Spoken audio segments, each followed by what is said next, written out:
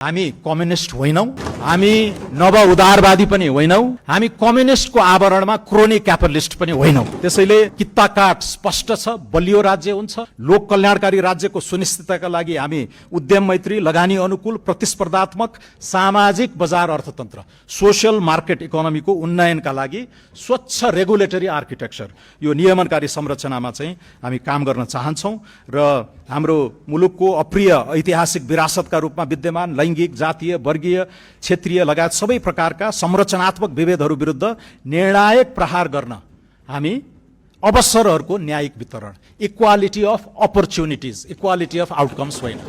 र त्यसको लागि हाम्रो समुच्च निजी, सार्वजनिक, सामुदायिक रिसोर्सहरूलाई चाहिँ इक्वालिटी अफ अपर्च्युनिटिज, त्यो शिक्षाबाट मुखरित हुन्छ, पोषणबाट, स्वास्थ्यबाट, वित्तीय पहुँचबाट, एकीकृत सामाजिक प्रणालीबाट, र यो सबै विपन्नको सहारा पनि राज्य हो, तर मध्यम वर्गको विस्तार पनि हाम्रो चाहिँ लक्ष्य हो। मध्यम वर्गको विस्तार भएन भने लोकतन्त्र पनि जोगिँदैन र हाम्रा विकासका परम्परागत मानकहरूलाई पनि हामीले न्याय गर्दैनौँ।